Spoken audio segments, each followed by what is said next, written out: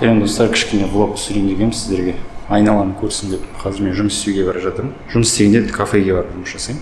Блог шаруасымен айналысамын. Мысалы. Дым көрінбей кетті. Так, мына біздің үй. Үйдің қасында кафе бар, жақсы. Постоянно отырып жұмыс істейтін жерім. Осылай мобильді шығарамын да. Жұмыс істеймін. Короче, мен қалай жұмыс жасаймын, қағаз аламын да, компьютерді ұстамай, отырып жазып қоямын, бүгін не істеу керек та. Тізім жасаймын, бірнеше задач. Содан кейін барып бастаймын. Неге? Себебі сен компьютерге отырып кетсең, сразу алаңдап кетесің да, план жоқ та. Сол үшін план құрып тастау керек. И сол задачаларды орындаймын деп өзіңе намерение жасап қою керек, ниеттен қою керек. Сол кезде сол списокке қарап отырасың да, тез бітіресің шаруаны. А так ондай болмаса, не істеп жатқанын ұмытып қаласың жарты жолда. Анан шығып кетесің, мынан шығып кетесің, потом түбінде еш нәрсе шаруаң бітпей қалады да. Сондықтан планирование өте маңызды. Қағаз, именно қағазбен жасау керек. Өйткені телефонмен жасасаң задачаларды, телефонда анау шығып кетеді, мынандай уведомление шығып кетеді, и ұмытып кетесің да. Қағазға жазсаң алаңдамайсың. Мысалы, программисттерге тоже бізде лицейде сөйтіп үйреткен мұғалім. Программаны логикасын қағазға жазып шығу керек та бірінші. Ойластырып, потом барып компьютерге кірісу керек. Өйткені сразу компьютерге кірісіп программа жазып басасаң, сен оны дұрыс жасай алмайсың. Сол лайфхак. А так бүгінге менде тапсырма. Біріншісі бір телеграм бізде группа бар. Телеграм группаға адамдарды қосамыз обратной связиге. Сұрақ-жауап чаты деген бар. Сол сұрақ-жауап чатына адамды салғаннан кейін 14 күннен кейін ол адамды алып тастау керек та автоматически. Себебі сондай тариф бізде 2 аптаға адам не алады, сұрақ-жауап сұрай алады, потом уже сұрай алмайды.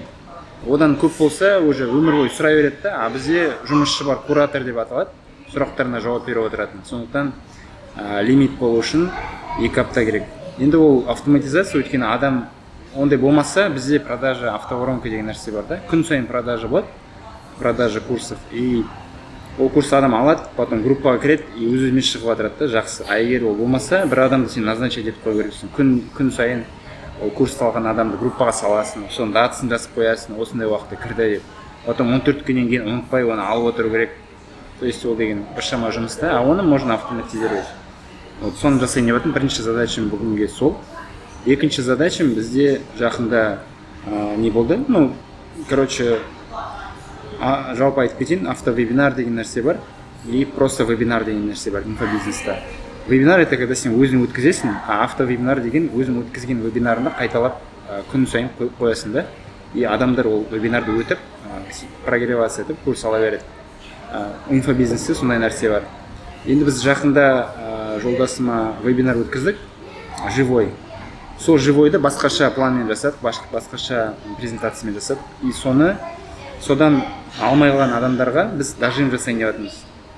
Дожим деген ол продажада курсты алмайтындармен жұмыс жасау, олардың больдарымен жұмыс жасау, солармен жұмыс жасап, оларды продажаға алып келу.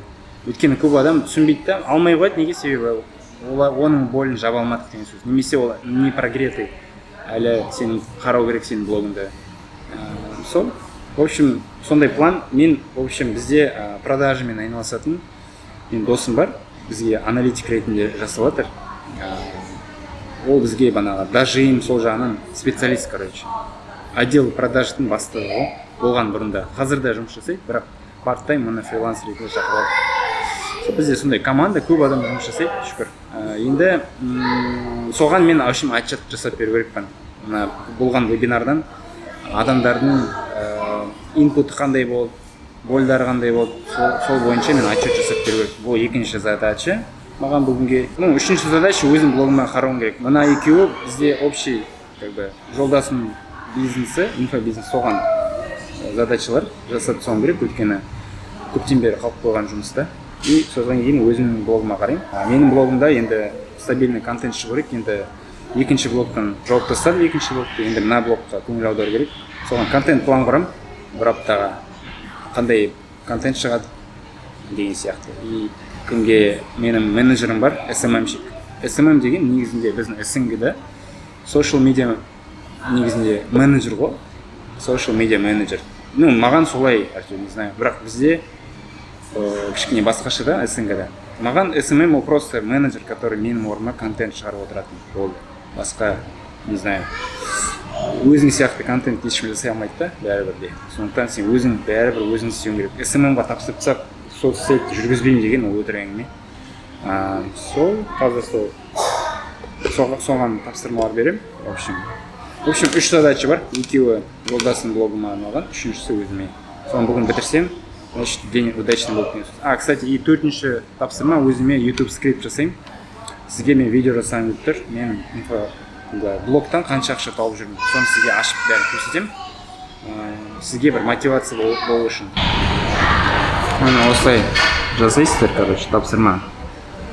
Список. Потом оны сызып отырасыздар. Сол кезде наглядно болады да, ұмытпайсың не істеп жатқаныңды. Сондай лайфхак.